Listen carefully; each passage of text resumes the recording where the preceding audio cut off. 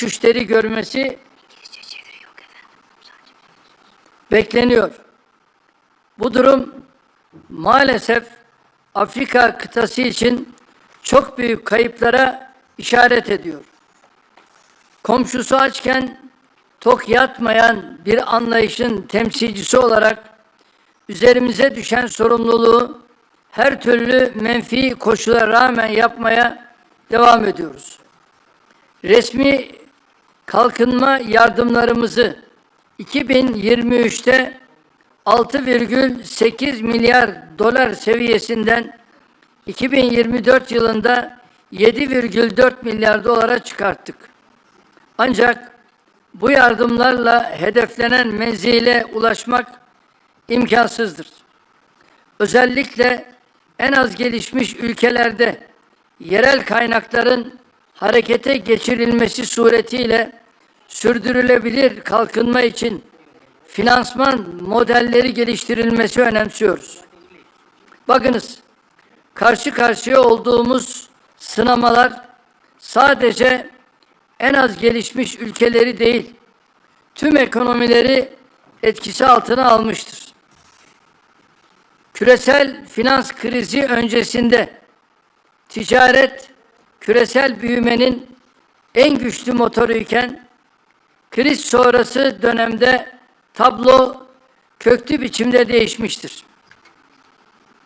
1987-2007 döneminde dünya ticareti yıllık ortalama %7 oranında artarken 2008-2024 döneminde %3'lere gerilemiş, küresel büyümeye katkısı belirgin şekilde zayıflamıştır. Bugün küresel ticaretin yeniden canlanması için daha köklü bir uluslararası işbirliğine, yeni politika araçlarına ve sürdürülebilir tedarik zincirlerine ihtiyaç duyuyoruz. Uluslararası ticaret kurallarının kalkınmayı destekleyecek biçimde güçlendirilmesini ve bilhassa Dünya Ticaret Örgütü'nün özel ve lehte muamele ilkesine bağlılığımızın teyit edilmesini mühim görüyorum. Kıymetli katılımcılar, bugün dünya genelinde toplam borçluluk oranı küresel hasılanın %324'üne ulaşmış durumda. Türkiye'de ise bu oran %89 seviyesinde seyrediyor. Bu görece düşük borçluluk düzeyi bize hem yapısal dönüşümü hızlandırmak hem de yatırımlar için ilave kaynak ayırmak için önemli bir mali alan sağlıyor. Ancak ne yazık ki düşük gelirli ekonomilerin çoğu bu imkana sahip değil. Bu ülkeler yüksek finansman maliyetleriyle daralan mali alan arasında adeta sıkışmış durumdalar. Birleşmiş Milletler'in 2025 borç raporuna göre 3,4 milyar insanın yaşadığı ülkelerde faiz ödemeleri sağlık ve eğitim harcamalarını aşmış vaziyette. Bilhassa düşük gelirli ülkeler için borç yeniden yapılandırma süreçlerinde adil ve eşit muameleye dayalı bir yaklaşımın benimsenmesini destekliyoruz. Türkiye olarak G20 ortak çerçevesi kapsamında katkı sunduğumuz Gana ve Etiyopya'nın borçlarının yeniden yapılandırılması sürecinde alınan mesafeyi memnuniyetle karşılıyoruz. Bu örnekten hareketle kimsenin geride bırakılmadığı, daha kapsayıcı bir küresel ekonomi inşasında tüm G20'yi daha fazla sorumluluk üstlenmeye davet ediyorum. Sizleri sevgiyle, saygıyla selamlıyorum. Kalın sağlıcakla.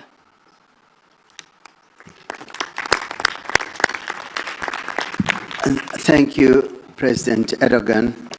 I wish to apologize that there was a system failure, particularly with Channel 11. We are now going to get a direct translation from the interpreter.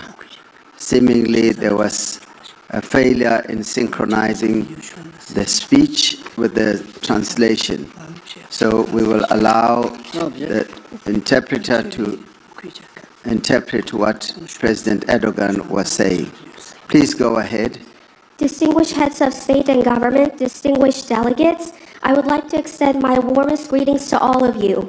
And I would like to extend my gratitude to President Ramaphosa for his kind hospitality, and we hope that the outcomes of this summit will bring positive results. I also would like to wish success to the United States of America, which will assume the G20 presidency next year. With issues such as rising protectionism, elevated debt levels, a rapidly aging population, and intensifying competition, in addition to geopolitical tensions, all of these issues are creating a major weight on global growth outlook. And therefore, in this vein, the G20 must further deepen cooperation with an approach that supports sustainable development and contributes to enhancing inclusivity. Despite our commitment to leave no one behind, which forms the core of the 2030 Sustainable Development Goals, today, 1 out of 10 people worldwide faces extreme poverty. Official development assistance in global level, which declined by 9% in 2024, is expected to fall by as much as 17% in 2025. Unfortunately, this situation points to substantial losses for the African continent.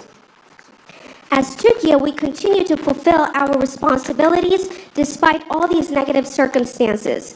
We increased our official development assistance from $6.8 billion in 2023 to $7.4 billion in the year 2024. However, it is impossible to achieve development targets solely over ODAs. We attach particular importance to developing financing models for sustainable development through mobilizing domestic resources, especially in the least developed countries. And let us be clear, current challenges affect all economies across the globe. Trade used to be the strongest engine of global growth prior to the global financial crisis. However, the situation has fundamentally changed in the post-crisis period. Between 1987 and 2007, world trade expanded at an average annual rate of 7%. However, during 2008 and 2024, this slowed to around 3%, significantly weakening its contribution to global growth. Today, reviving global trade requires deeper international cooperation, new policy tools, and sustainable supply chains. Strengthening international trade rules in a manner that supports development, and in particular to reaffirm our commitment to the World Trade Organization's principle of special and differential treatment, is very crucial. Excellencies, the total debt to GDP ratio now stands at 324%. In Turkey, however, this ratio is at 89%. This relatively low level of debt provides us a valuable fiscal space to accelerate structural transformation and also allocate additional resources for investment.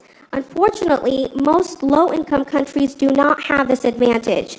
These countries find themselves squeezed between elevated financing costs and severely constrained fiscal space. According to the United Nations 2025, a World of Debt report, in the countries home to 3.4 billion people, interest payments now exceed total spending on health and education.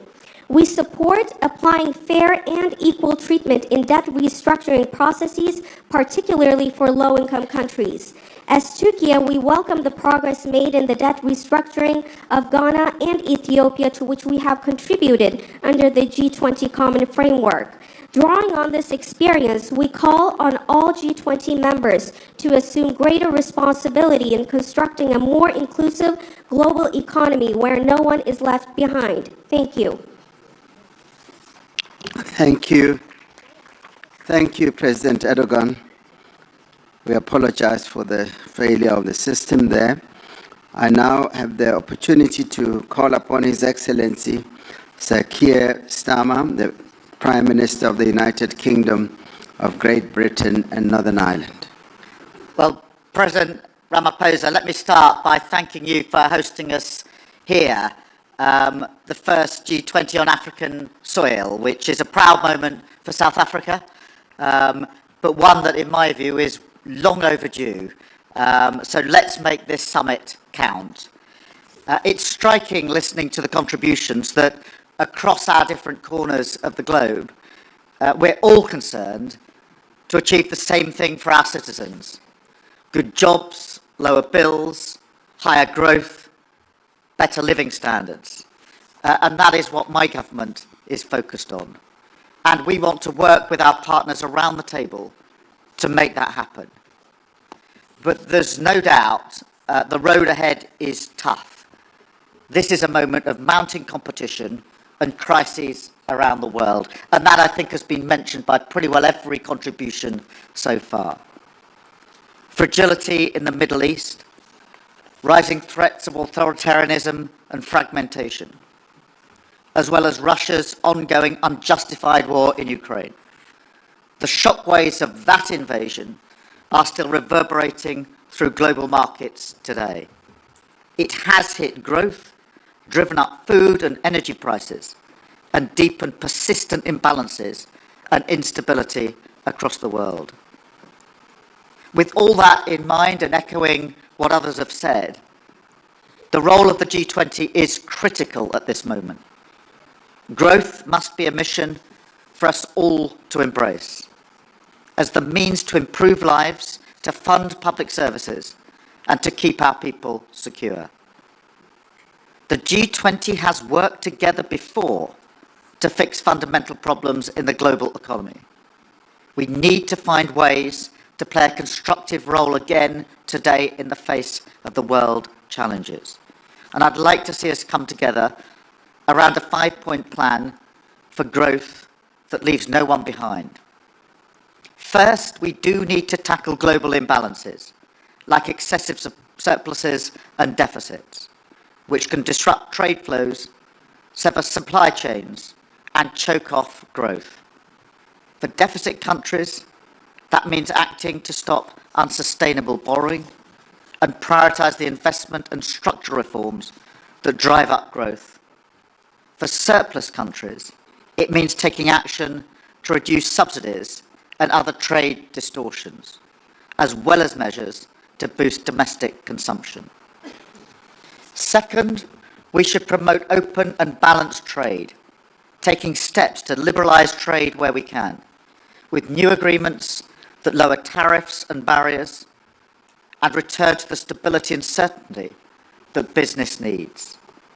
This is a real priority for my government, and I'm proud of the agreements we've reached and the progress that we've made with partners like India and the EU, benefiting our economies and creating new opportunities for our people. Third, in an era of instability, we need to make our economies more resilient. In the UK, this means an unshakable commitment to fiscal discipline. And it means investing in growth in critical areas like clean energy production. We want to work with partners around the world on this to protect us all from future energy shocks.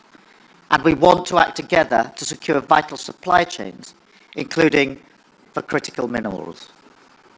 Fourth, we need to reform the international rules-based system so that it is fit for the modern world. We need to work together to ensure organisations like the WTO are more able to be agile with new rules to meet modern challenges like environmental and digital trade, and better and more flexible decision-making processes so that those who want to make progress can get on and do it. Finally, we do need to work together to tackle the unique challenges facing emerging economies, especially in Africa, whether it's the growing debt burden or the financing gap for the Sustainable Development Goals. This G20 is the moment to respond to these structural challenges, and to deliver more stable and resilient finance. We're working on that through the London Coalition on Sustainable Debt. We need to go further under the G20 Common Framework to make debt restructuring better, faster, and easier. And we need to crowd in more private capital. We're working with the industry to break down regulatory barriers in the United Kingdom, and we want to see multilateral development banks take more risk and partner more with the private sector in new, innovative ways to mobilise finance. AJ and I have been discussing this in some detail, and I think we agree there's huge potential for this to go further. For the good of all our people, it is time to make it happen. So let me thank you once again, President Ramaphosa, for your presidency of this G20. I wish the US the best of luck next year in 2026, and I look forward to taking forward the agenda during our presidency in 2027. Thank you.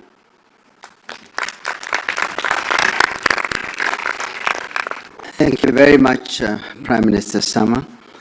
I now have the opportunity to call upon the Vice President of the Republic of Indonesia, His Excellency, Mr. Gibrian Rakabamung Raka, to take the floor. Your Excellency, President Ramaphosa, Excellencies, leaders of G20 countries, let me begin by conveying warm greetings from President Prabowo to President Ramaphosa. Also deep appreciation to the government of South Africa for the warm hospitality and excellent arrangement. We commend South Africa's leadership in steering the G20 through a challenging year. This is a historic G20 summit, the first being held on African soil. This milestone marks a profound shift where the Global South is no longer a bystander, but a co-driver of Global South. Excellencies, Indonesia believes that global growth must not only be strong, but also fair and inclusive to uplift each and every nation. Indonesia welcomes the G20's focus on sustainable finance, yet ambition must go further to close gaps and to pursue adaptation, mitigation, and transition that is just and fair. The world needs financing that is more accessible, predictable, and equal, especially for developing nations, through debt relief, innovative financing, blended finance, and green transition mechanism. Indonesia allocates more than half of our national climate budget, around $2.5 billion annually, to support green MSMEs, agricultural insurance, and climate-resilient infrastructure. Indonesia also promotes financial inclusion. Our national CRIS digital payment system demonstrates how a simple and a low-cost digital solution can push participation in the economy and minimize inequality. Emerging technologies such as crypto asset, digital tokens, including Bitcoin, may create both opportunities and risks. Therefore, Indonesia proposes that the G20 initiate dialogue on intelligence economy. Indonesia believes that every country is entitled to chart its own development path because there is no single model that fits all. There is no such thing called the best method. Cooperation must empower, not dictate. Cooperation must uplift, not create dependency. Thank you.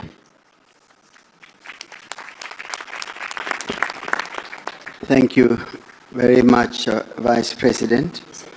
I now would like to call upon the Honorable Minister of Foreign Affairs and International Trade and Worship of Argentina, Ms. Pablo Quirno Magray.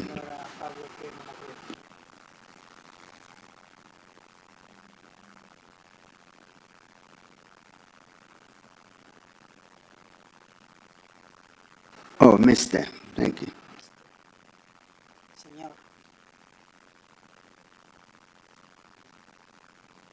Is it switching on? No? Looks like somebody wants to silence you.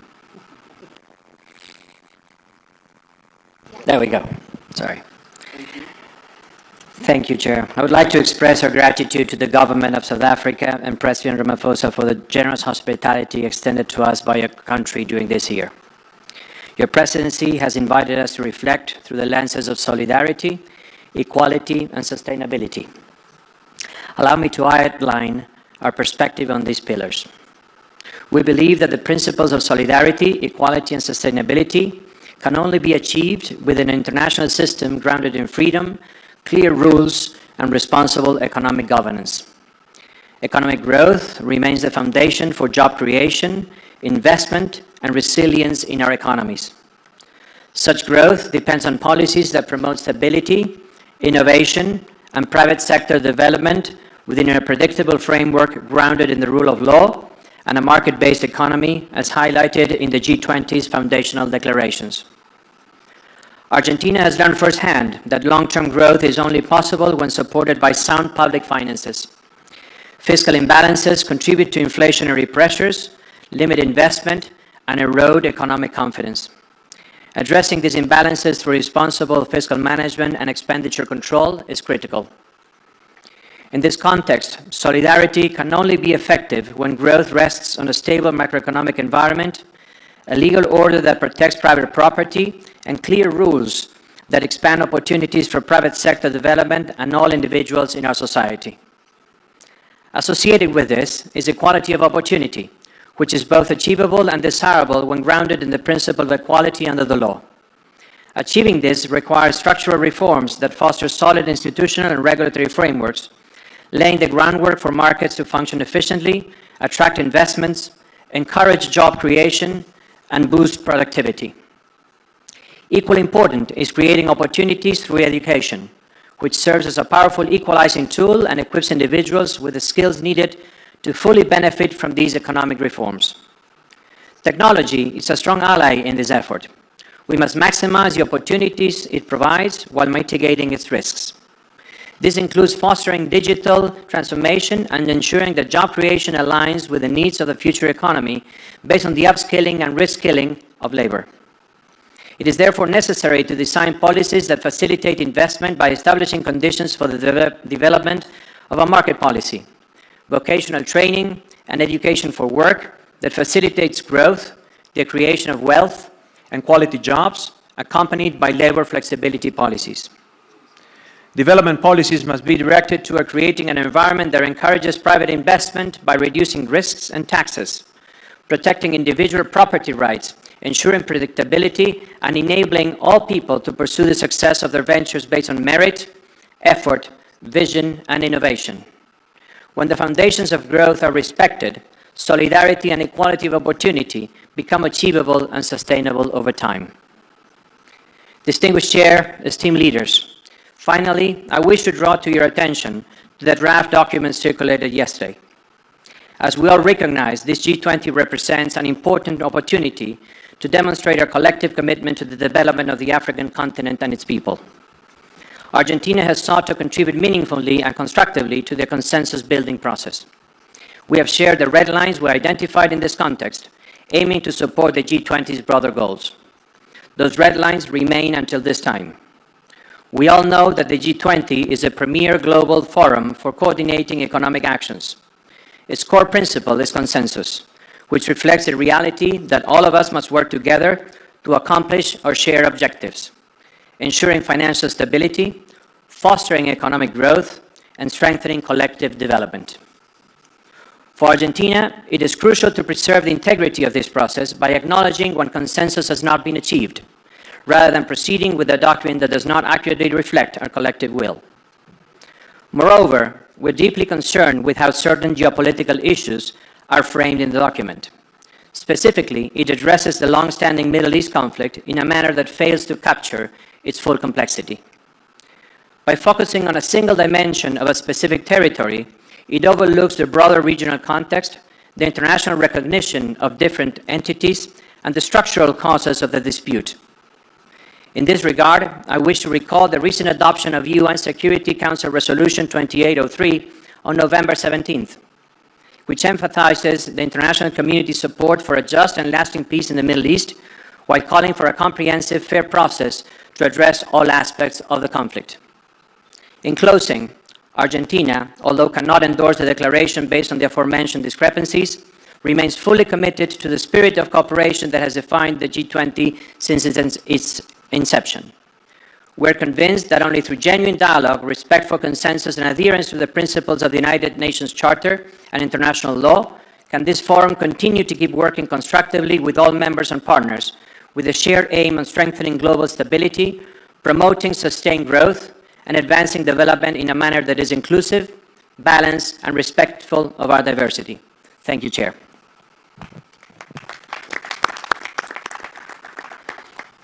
Thank you very much, Minister. We note with deep respect the views expressed by Argentina. We will recall that in our last G20 Summit in Brazil, Argentina was given the opportunity, following the various discussions that led to the consensus and agreement on the declaration, it was given the opportunity to voice its misgivings about certain parts of the declaration as it was adopted. And similarly, we have given Argentina the same opportunity, that they should, in their presentation, be able to raise issues that they are concerned about. We should take courage in knowing that that does not, in the end, mean that the declaration is nullified or rejected. It is a declaration that has been adopted by all of us here present. And so we want to thank Argentina for expressing the views that they have expressed, and many of the views are really views that are common or commonly held by many in terms of the adherence to rule of law and supporting the resolutions of the United Nations. So we thank you, Minister, for putting Argentina's position forward, and we will, with great respect, move ahead with a declared, with the accepted declaration as the G20. Thank you very much. We then move on and ask His Excellency Mr. Edgar Amador Zamora, Minister of Finance and Public Credit of the United Mexican States. Please go ahead, Minister. Thank you, Your Excellency. Distinguished leaders of the G20 and invited countries, heads of international organizations. On behalf of the President of Mexico, Claudia Sheinbaum, I wish to extend our sincere congratulations to President Cyril Ramaphosa and to the South Africa team for an outstanding leadership of the G20 this year, and for convening the historic Leaders Summit, the first ever held in African soil. Mexico is a country deeply involved in the promotion of peace as a basis for justice, fair trade, social equity, gender equality, cooperation for development, and respect for human rights. Economic welfare and cooperation for development are shared responsibility among nations. In a world defined by interdependence, no country can isolate itself or prosper at the expense of others. Choosing cooperation is, in essence, choosing a common future grounded in justice. The expansion of trade can drive employment, raise incomes, and reduce poverty, all core dimensions of sustainable development. Moreover, international trade fosters the global adoption of green technologies, serving as a powerful mechanism to accelerate the transition toward low-carbon, resource-efficient economies. However, the expansion of global trade also brings complexities. While it has fueled global economic growth, its benefits remain unevenly distributed. It promotes the exchange of knowledge and culture, yet disparities persist in labor protection and social inclusion, particularly for women and underserved communities. Environmentally, trade can advance green standards and technologies, but it also contributes to emissions, overexploitation of resources, and biodiversity loss. The question, therefore, is how to ensure that global trade benefits are shared equitably and if directly contributes to sustainable development and shared prosperity. The multilateral trading system recognizes that when trade is fair, transparent, and properly regulated, is a key driver of development and a tool for lifting millions out of poverty. Trade must serve people, generating well-paid jobs, fair wages, and opportunities that foster social inclusion. In the economic sphere, Mexico promotes a strategy of shared prosperity that places workers at the center of decision-making processes, recognizing that decent work is the foundation of a better quality of life. In this sustainability dimension, our priority is to prevent, reduce, and reverse environmental degradation while fostering a circular economy. Our national energy policy advances renewable sources and accelerates the transition toward cleaner production and consumption patterns, while ensuring equitable access to water as a fundamental human right.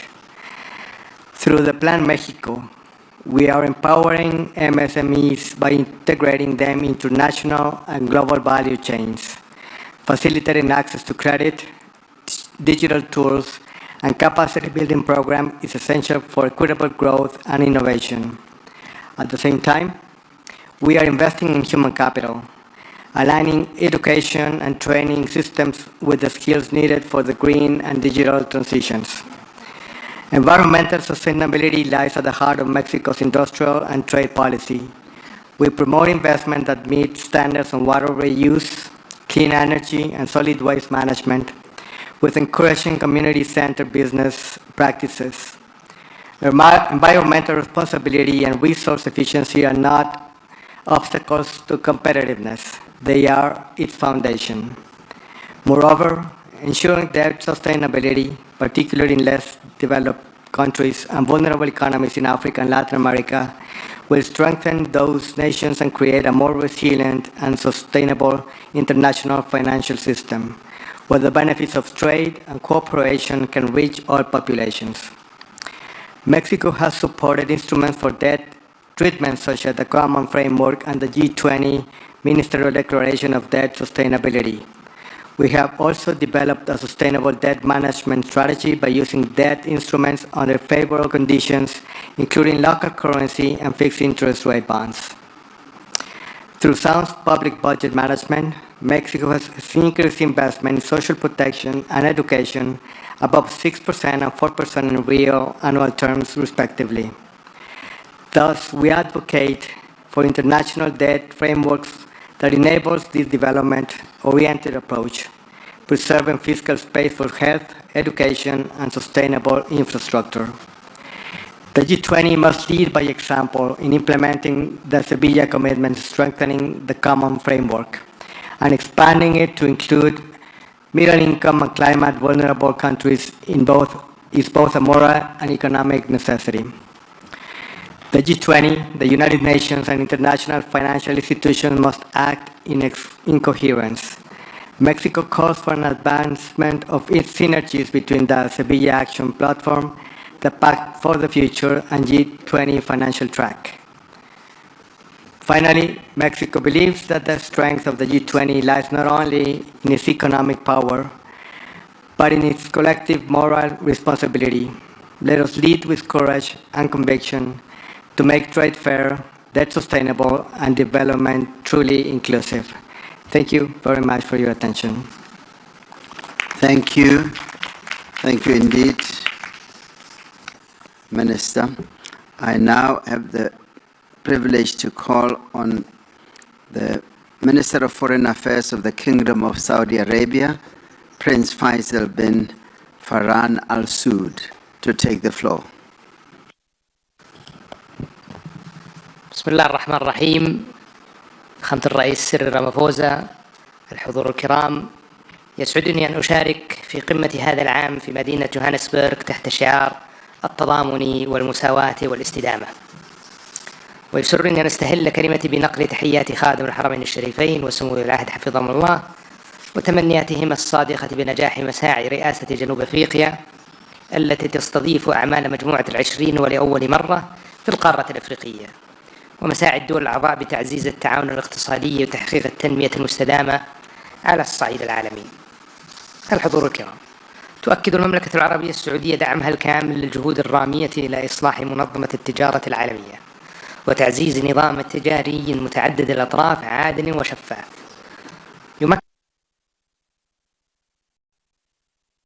يمكن كافة الدول من الانخراط بفاعلية في الاقتصاد العالمي ويحقق العدالة بين الدول الأعضاء. وترى المملكة أن التجارة الدولية ليست مجرد أداة للنمو الاقتصادي، بل هي ركيزة أساسية لتحقيق التنمية الشاملة ووسيلة لتعزيز الاستقرار الاقتصادي العالمي وضمان استفادة الجميع من منافع النظام التجاري الدولي بشكل متوازن. وفي هذا السياق وانسجاما مع مستهدفات رؤية السعودية 2030 تستمر المملكة بتطوير الأطر التنفيذية التي تشجع الاستثمار المسؤول في مختلف القطاعات بما في ذلك السياحة والتكنولوجيا والبنية التحتية المستدامة وتعزيز التصنيع المستدام من خلال تسخير الموارد المحلية وتعزيز فعاليتها وجذب الاستثمارات النوعية المتوافقة مع الأهداف التنمية المستدامة. كما تؤكد المملكة على أهمية موائمة جهود مجموعة ال20 مع أهداف التنمية المستدامة للعام 2030 لضمان تحقيق نمو اقتصادي شامل ومتوازن يعزز رفاه الشعوب ويحافظ على الموارد للأجيال القادمة. وترى المملكة أن التحديات العالمية بما في ذلك أعباء الديون على بعض الدول وأمن الغذاء والطاقة والتغيير المناخي والتحول الرقمي تتطلب تنسيقا مستمر واتباع نهج متكامل يوازن بين التنمية الاقتصادية وحماية البيئة والاستقرار المالي. وفي هذا الإطار تشدد المملكة على ضرورة الحد من التدفقات المالية الغير مشروعة وتعزيز قدرة الدول على تسخير مواردها المحلية بكفاءة باعتبارها من العوامل الأساسية لتحقيق الاستقرار الاقتصادي وتمويل برامج التنمية المستدامة. كما تدعو إلى تعزيز التعاون الدولي لتبادل الخبرات وأفضل الممارسات في هذا المجال بما يسهم في بناء أنظمة مالية أكثر شفافية ومرونة. الحضور الكرام، لقد أثبتت السنوات الأخيرة أن التحديات التي تواجه عالمنا لا تعترف بالحدود وأن معالجتها تتطلب تضامنا دوليا صادقا وتعاونا متعدد الأطراف يقوم على المسؤولية المشتركة. فالعالم اليوم يواجه مستويات متزايدة من عدم المساواة واضطرابات اقتصادية عالمية تركت آثارها العميقة على حياة الملايين وأدت إلى التصاعد في حدة التوترات الإقليمية والدولية. هذه جميعها قضايا تهدد استقرار النظام الدولي برمته وتعرقل مسيرة التنمية المستدامة. وبالرغم من تلك التحديات وحالة عدم اليقين التي يشهدها الاقتصاد العالمي، فإن المملكة ماضية في العمل على بناء اقتصاد عالمي أكثر تكاملا واستدامة من خلال شراكاتها الفاعلة على المستوى الدولي بما يضمن مستقبلا مزدهرا وآمنا للأجيال القادمة. في الختام، تؤكد المملكة على أهمية دور دول مجموعة ال20 المشترك في قيادة الجهود الدولية لتعزيز التنسيق بين السياسات الاقتصادية العالمية والنمو المتوازن وتمكين الاستثمارات المستدامة وتطوير سياسات صناعية واقتصادية تدعم الاستقرار والازدهار للجميع وتساهم في حماية الدول الأكثر هشاشة من تداعيات الأزمات المالية والاقتصادية. والسلام عليكم ورحمة الله وبركاته.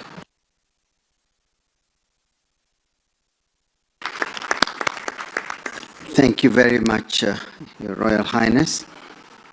I now call upon in the segment of members of the G20, the last speaker before we go to guest countries.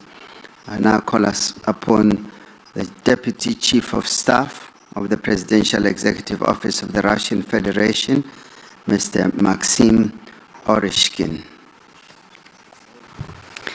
Thank you, President Ramaphosa.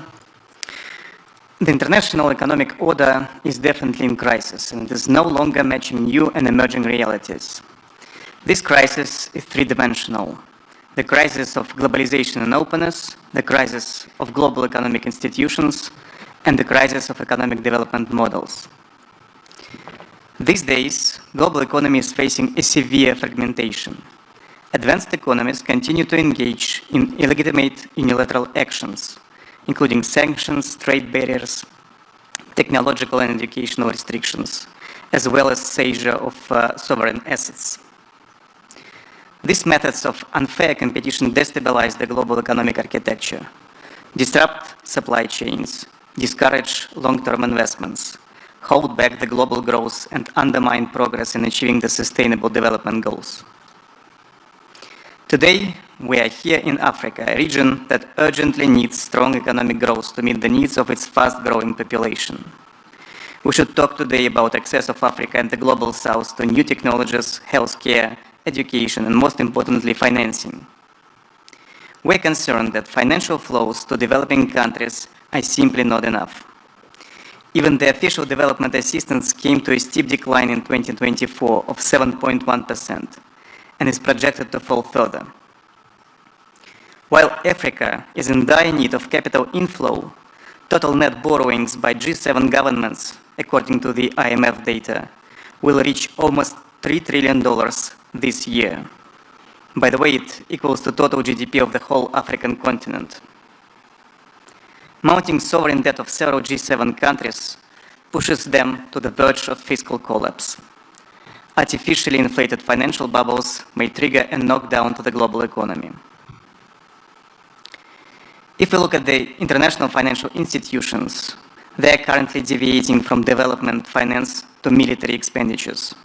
Thus, financing goes back to the Western economies, and in many cases through the corruption schemes in Ukraine. The World Bank, for example, has provided Ukraine with more aid in 3 years than to all African countries combined. Moreover, African economies face biased rejections and complicated procedures of funding from the World Bank and the IMF. Definitely, all these institutions should be reformed to benefit the Global South. Dear colleagues, global economy and its growth structure has already changed. BRICS and countries of the Global South now form the dominant driver of global growth. We have the talent, the resources, the technology, and the capacity to drive growth and improve the lives of our people. Unlike in previous decades, the Global South economies are ready this time to move forward with their own platform for economic growth, based on their own solutions. In technology and education, in trade and connectivity, in finance and investments. The rise of this emerging platform of growth becomes more evident with each passing year. The fact that growth in the 21st century will come mainly from the Global South is indisputable.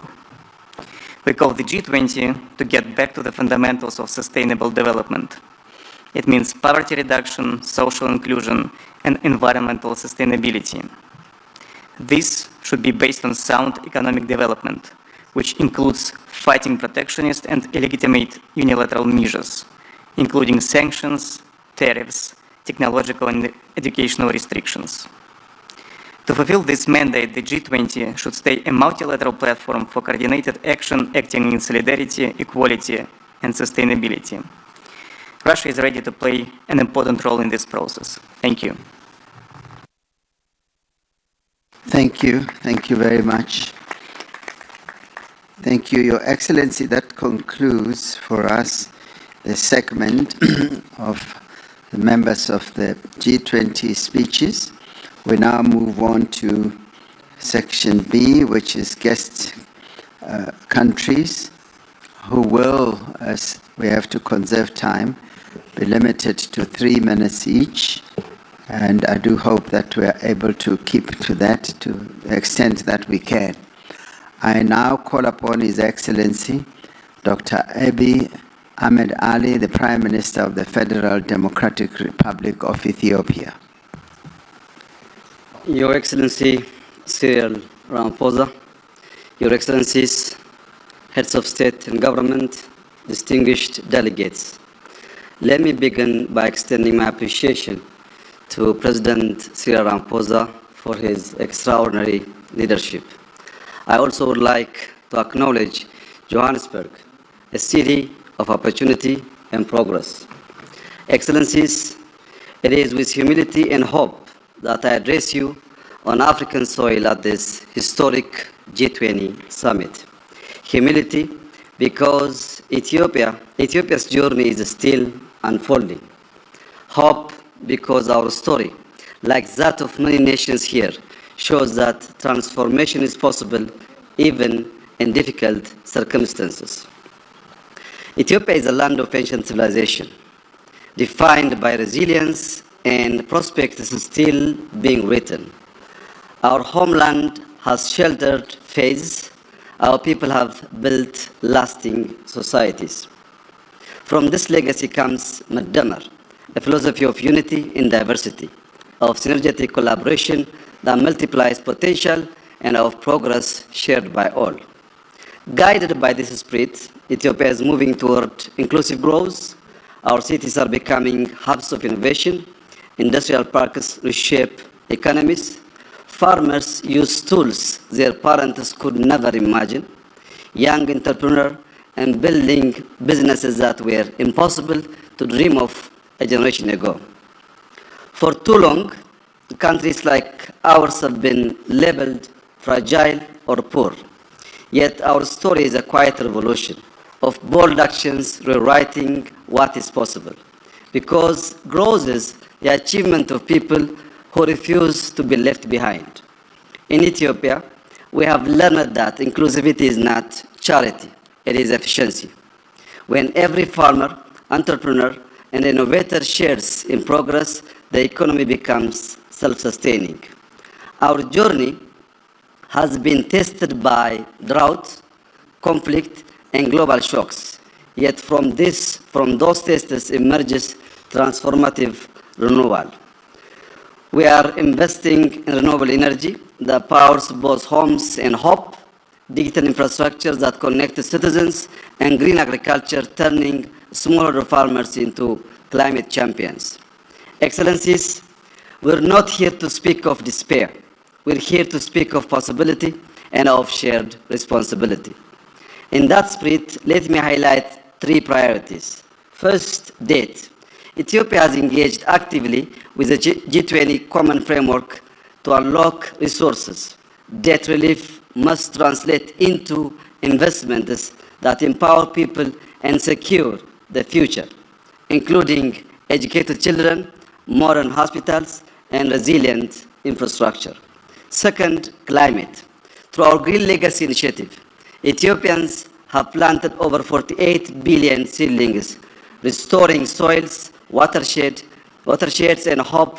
Ecological restoration must become the new global investment landscapes, supported by debt for climate swaps and green value chains that reward nature and communities. Third, energy and digital transformation.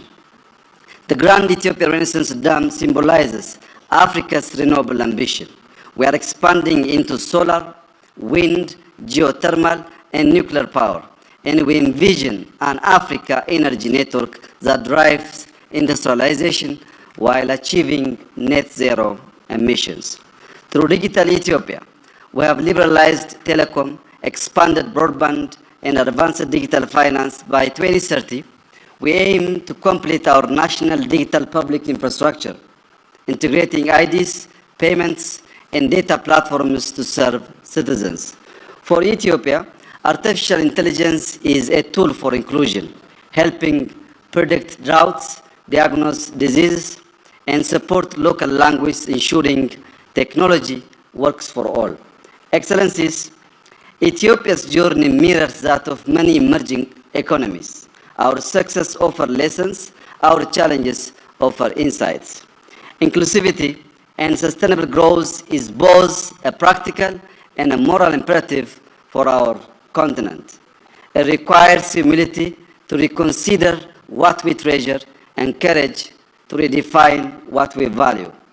I propose that the G20 adopts a new lens, measures resilience as growth.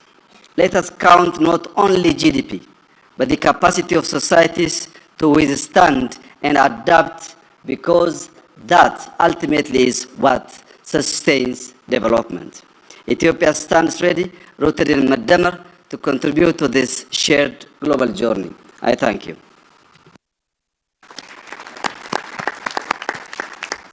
Thank you, Prime Minister Ahmed Ali. I now have the privilege to call upon His Excellency, Mr. Teodoro Obiang Nguema Basogo, the President of the Republic of Equatorial Guinea and the President of the Economic Community of Central African States, to address us.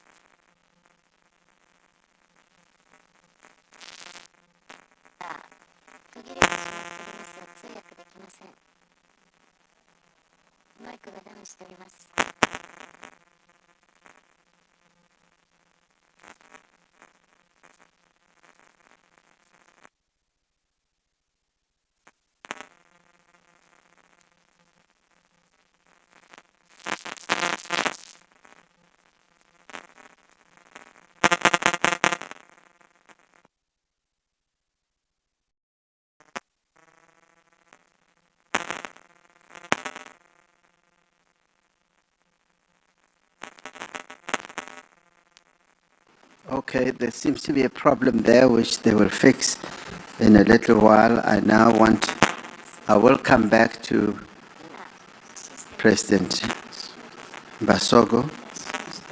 I now want to move on to His Excellency, the President of the Republic of Finland, Alexander Stubb. Thank you very much, Cyril, and thank you for the invitation. You know that Finns are famous for two things. One, they speak very shortly, and two, they love rules. And I hope I will stick to both. It's a great privilege to be here for the first time representing Finland. We've never been at a G20 meeting before, and we really appreciate the invitation. Jonas Störe and I both come from Nordic countries, and we once calculated that the Nordics would be G10. So perhaps I'll speak in that spirit. Cyril, for me, this meeting is very much a symbol of multilateralism. And what you are trying to do here is to bring a group of key countries together that have both demography and economy on their side. And you are doing it at a time when there clearly is a change in the world order, where I believe personally that the nexus of power is moving eastbound and southbound. And now I think all of us pretty much have a choice. And the choice is between multilateralism, which you are representing, and multipolarity. And these two things are very different. For me, multilateralism is about cooperation, it's about rules, it's about norms, and it's about institutions. I like these rules because they are the ones that bring exactly the thing that you have up there on the board: solidarity, equality, and sustainability. My big worry right now is that the world is moving more in a multipolar direction. And multipolarity, though it gives power to nation states as such, is problematic because it's more transactional, it's more about deals, and therefore it's more prone to conflict. There have been many excellent interventions here today about rules on trade, rules on the way in which we engage with each other. My biggest worry right now is that we are not seeing enough multilateralism in three key conflicts that have been raging around the world. One, Russia's war of aggression in Ukraine. Two, the situation in Gaza. and 3, the situation in Sudan. So I hope that we lean towards multilateralism. And let me say, coming from a small country, what I believe the West should do in this. I think the West should understand that the multilateral institutions that were created after World War II and that were upheld after the Cold War, the power structure of them is right now unfair. It needs to be changed. We need to distribute power in a world that exists today, not the world that existed in 1945. That is the best way for us to drive multilateralism and get it back on track. Thank you very much. 3 minutes and 12 seconds.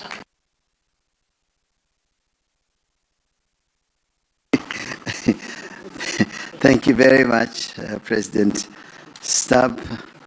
You were just so precise, Alexandra. That's the Nordic spirit, I take it. We now go back to His Excellency President Teodoro Obiang Nguema Mbasogo, President of the Equatorial Guinea. We apologize for your mic having not worked as it should have, but please go ahead. Sus Excelencias, Jefe de Estado y de Gobierno y Jefe de Delegaciones, distinguidos invitados, señoras y señores. Me dirijo a ustedes en nombre de la Comunidad Económica de los Estados de África Central.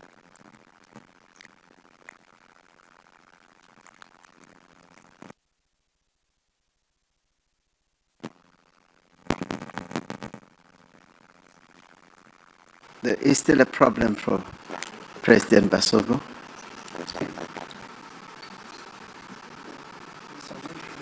My apologies again, President. The technicians told me that they had fixed it, but it seems like they still need to do a little bit more work. And with that in mind, I will move on, and we will give you double the time. I will move on to His Excellency, the Prime Minister of Ireland, Mr. Michael Martin. Thank you very much indeed, President Ramaphosa, and congratulations to you and to South Africa on your G20 presidency, the first on African soil. And your drive and commitment to using this important forum to tackle very important issues is deeply appreciated, and Ireland has been very honoured and privileged to have been in a position to work with you across all work streams over the past 12 months. Our world is ever more interconnected and interdependent, and working collaboratively is the best way we can serve our people. Our long-standing commitment to international law, multilateralism, and active engagement in international fora motivates us to advocate for an inclusive international system that leaves no one behind. And in that context, there is an urgent need to end war and conflict. War and conflict damages and undermines economy and economic growth. And in that context, there must be renewed efforts to end the illegal invasion of Ukraine by Russia and the war that has ensued, and also the horrors of Gaza and the appalling situation in Sudan. We must work very hard to end these wars in addition to the many other conflicts. Ireland advocates for economic growth to be inclusive, to be resilient, and to be environmentally sustainable. And our focus has always been on investment in human capital in terms of education and training as the key underpinning of economic growth into the future. Economic growth has to contribute to equality, to poverty reduction, and must align with international commitments on climate change and environmental protection. Ireland welcomes the G20 efforts that support inclusive growth on the African continent and beyond, seeing this as an endorsement of the Agenda 2030 commitment to reach the furthest behind first. Women's economic empowerment is crucially important as a direct pathway towards gender equality, poverty eradication, and inclusive economic growth. Ireland values policy interventions that support investment in local and regional value chains, which support quality jobs creation, raise living standards, and enhance resilience. Digital inclusion is a key enabler of a growing economy, and we're supportive of work to develop a fair and inclusive digital economy with effective rules for digital trade.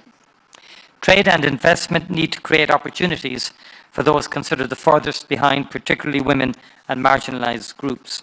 And Ireland, along with the European Union, is committed to an open and rules-based multilateral trading system with a modernised WTO at its core. The rules and the standards that the WTO provides are crucial for all of us who depend on global trade and allow all trading nations to benefit. The stability and the predictability provided by the rules-based multilateral trading system is key in supporting sustainable development. It does have to, however, be modernised and must also address the impact of the increasing use of trade-distorting industrial policies. Growing debt servicing costs, as has been said, translates into reduction in many countries' expenditure on the core areas of health and education and social protection, again impacting their ability to reach the furthest behind first. Ireland supports the outcome of the Financing for Development Conference, the Seville Commitment, and we are supportive of the institutions and initiatives that assist countries with debt issues. And these include the G20, which has developed and is overseeing the implementation of the Common Framework for Debt Treatments, the Global Sovereign Debt Roundtable, and the Paris Club. And we continue to call, where appropriate, for reform and improvements of these institutions and initiatives. These priorities have guided our active engagement in the G20 this year, and we support South Africa in this endeavour. Thank you very much indeed, President. Thank you. Thank you, Taoiseach. I now would like to go back to His Excellency, President Ngwema Basoko. He will have been given a roving mic so that he can make his input. The fixed microphone does not seem to be working as well as it should. Go ahead, Your Excellency. Sus Excelencias, Jefe de Estado, de Gobierno y Jefe de Delegaciones, distinguidos invitados, señoras y señores. Me dirijo a ustedes en nombre de la Comunidad Económica de los Estados de África Central. Permítanme expresar mi agradecimiento a la República de Sudáfrica por su liderazgo y por el tema elegido para su presidencia del G20, a saber, solidaridad, igualdad y sostenibilidad. Esta cumbre de Johannesburg tiene lugar en un momento en que la arquitectura de la economía mundial aumenta las desigualdades en lugar de reducirlas entre las naciones. Durante décadas, nuestros pueblos han soportado los costos de un sistema desproporcionalmente a unos pocos y castiga a los más vulnerables. Sin embargo, nuestra región de África Central también ofrece soluciones globales. A modo de ejemplo, la cuenca de Congo constituye la segunda mayor masa forestal tropical del planeta y uno de los últimos grandes sumideros de carbono. El Golfo de Guinea garantiza la seguridad de rutas marítimas vitales. Nuestros suelos y minerales críticos desempeñan un papel clave en la transición energética y nuestra juventud representa un motor de innovación, siempre y cuando logremos liberar todo su potencial. Nos reunimos hoy en el G20, un foro que pretende ser el espacio donde las economías más influyentes del planeta dialogan sobre el futuro global. Sin embargo, permítanme recordar que este futuro no puede constituirse ignorando las voces del sur global, ni repitiendo las fórmulas que han perpetuado las desigualdades entre las naciones. Para que el crecimiento económico sea inclusivo y sostenible y que no deje nadie atrás en nuestra comunidad, quisiera ofrecer a esta cumbre unas soluciones que pueden ayudar para los más necesitados. Primero, hacer que la arquitectura financiera mundial sea más justo. Esto significa facilitar el acceso al capital para las economías en desarrollo, establecer un marco de solución de la deuda, reformar los bancos multilaterales del desarrollo y promover la justicia fiscal. La CAC apoya la propuesta de Sudáfrica de crear una comisión sobre el costo del capital del G20, con el fin de diagnosticar y corregir las deficiencias estructurales en la evaluación y fijación de riesgo soberano. Segundo, transformar los minerales críticos en prosperidad compartida mediante la creación de valor en origen. Esto implica claramente desarrollar cadenas de valor locales, establecer normas que generen oportunidades, dividendos comunitarios y que garanticen la integridad ambiental, así como el vínculo entre lo humanitario, el desarrollo y la paz. La transición energética no debe reproducir los antiguos modelos extractivos.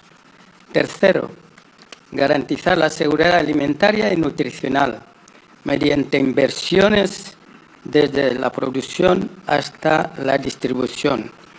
La CAC necesita socios para apoyar la agricultura climáticamente inteligente, el sistema de riesgo y la producción regional de fertilizantes para reducir la dependencia de las importaciones y la volatilidad de los precios.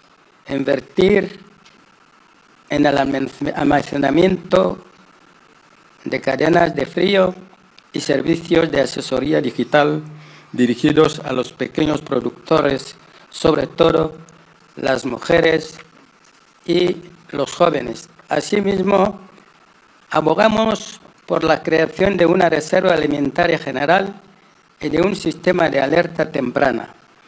Solicitamos el apoyo financiero del G20 para promover una seguridad alimentaria basada en la cadena de valor para ser autosuficientes.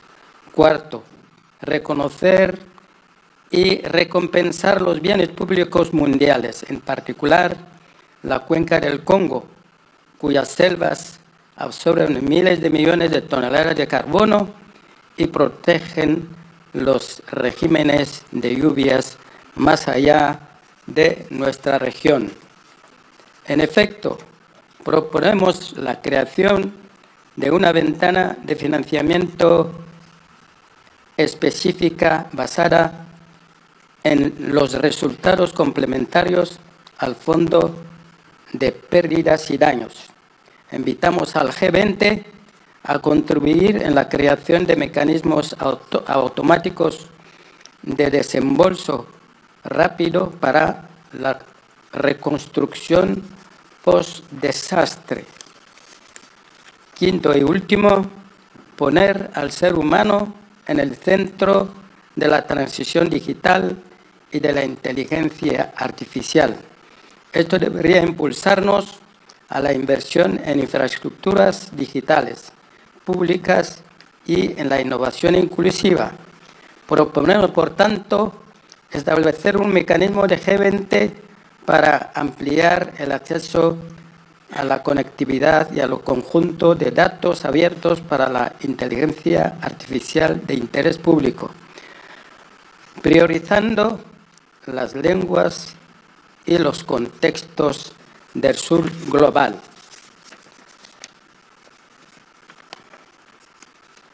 Sobre todo, estos 5 imperativos se encuentran en una agenda transversal para medir y combatir la desigualdad entre la base de hechos y no de mitos.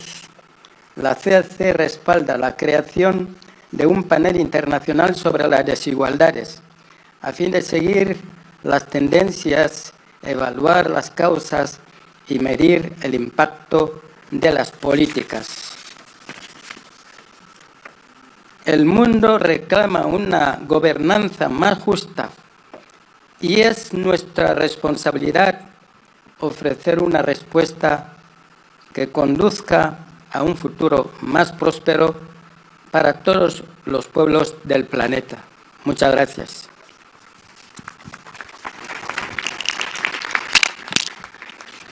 Thank you very much, President Basago.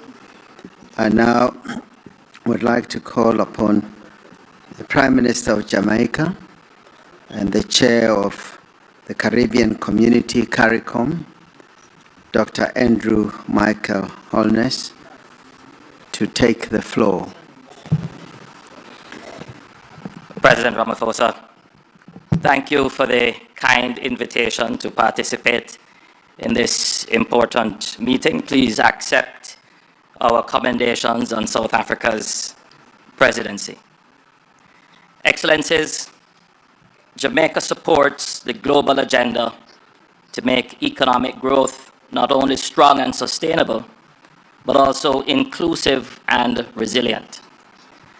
Jamaica's story is one of social partnership and sacrifice. We transformed our economy after decades of instability through disciplined macro-fiscal reforms anchored in responsible debt management, institutional strengthening, and targeted pro-growth initiatives. We reduced our debt, lowered poverty and unemployment, contained inflation, stabilized foreign exchange, and built robust reserves. Now, our focus is on translating the dividends of sacrifice into investments in our people. Getting the policy mix right is both an economic and moral imperative. Yet, one external shock can undo years of progress. Hurricane Melissa, a Category 5 storm, has devastated 7 parishes. Its impact will negatively affect our debt trajectory, and the road ahead will be challenging. This is our reality today. But it is also the recurring story of vulnerability told by small island developing states in CARICOM and indeed across the world. Global partnership will be essential to our recovery. The G20 commitment in 2021 to recycle SDR allocations led to the creation of the IMF Resilience and Sustainability Trust. This facility provides developing countries with relatively low-cost financing and longer maturities. We urge the G20 to preserve and strengthen this mechanism. We also call for innovative, flexible financing solutions, such as thematic bonds for climate adaptation and blended finance structures to support resilient infrastructure designed to meet the unique needs of climate-vulnerable economies. Jamaica further calls on the G20 to advance a rules-based, equitable, global trading framework that enhances predictability, flexibility, and resilience for small economies. This should include expanding access to targeted financing and risk insurance instruments tailored to the needs of SIDS, supporting technological upgrading and productive capacity enhancement, integrating multidimensional vulnerability indices into eligibility and financing terms across IFIs and climate funds, so countries can invest in resilience without compromising fiscal stability. Establishing a loss and damage financing window with clear rules-based triggers for timely and predictable support. Advancing a global skills and trade compact for SIDS to strengthen human capital, competitiveness, and inclusive growth. Excellencies, through these actions, the G20 can ensure that global trade and financial systems become more than engines of growth. They can become forces for shared prosperity, resilience, and sustainability, leaving no nation behind.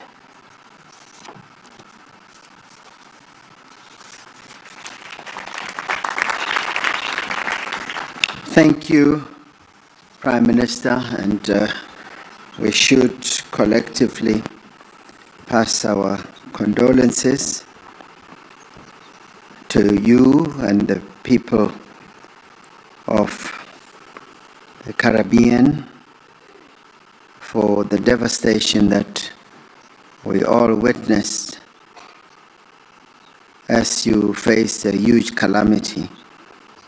We thank you for your steadfastness, and we thank you, and please pass on our greetings to the people of the Caribbean. We now call upon His Excellency, the Prime Minister of Malaysia, the Chair of the Association of Southeast Asian Nations, ASEAN, Mr. Anwar bin Ibrahim.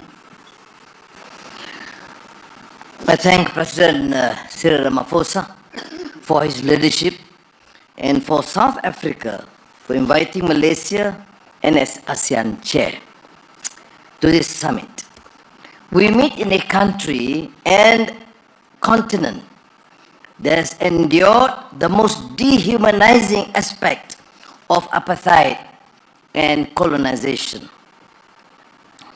The expectations from countries in the South is for G20 to pursue an agenda that is just and fair, to be unequivocal on our resolve to end the atrocities and colonization in Gaza, and the civil strife in the Sudan, and achieve an amicable resolution to the war in Ukraine. Malaysia has worked with our Asian neighbors in particular to manage political conflicts, tariff shocks, supply chain pressures, and rapid technological change. We have found that when policies are aligned and rules are predictable, shocks pass through with less damage. The lesson is clear. Resilience comes from common preparedness, not isolation. This lesson matters because the next disruption will likely to be harder to burden. Artificial intelligence will recognize labor markets at a pace our institutions will struggle to match. Without early investment in transitions, workers, especially the young and women, will face these shifts alone. We have seen the consequences before when societies were unprepared for globalization. Poor governance, grinding poverty, endemic corruption, resulting in stagnant wages, eroding trust, and the rise of politics that feed on grievance. With AI, destabilization becomes a real risk if countries enter this transition unprepared. This will be one of the defining challenges of our times. Now, countries, of course, must equip their people, especially the young, for the speed of technological change. Opportunities for trading and credible safety nets are essential. Small and medium-sized firms, which carry most of the employment burden, will need support. Global resilience cannot be built on fiscal exhaustion. Many developing economies now spend more on servicing debt than on education and investment. Countries need the capacity to invest ahead of disruption, not after. Multilateral development banks must be ready to deploy more quickly and work closely with countries to support the investments and build resilience. We are ready to work with all partners to meet this common challenge and to help sustain an open, predictable global economy that gives our people a fair chance to thrive. Thank you again.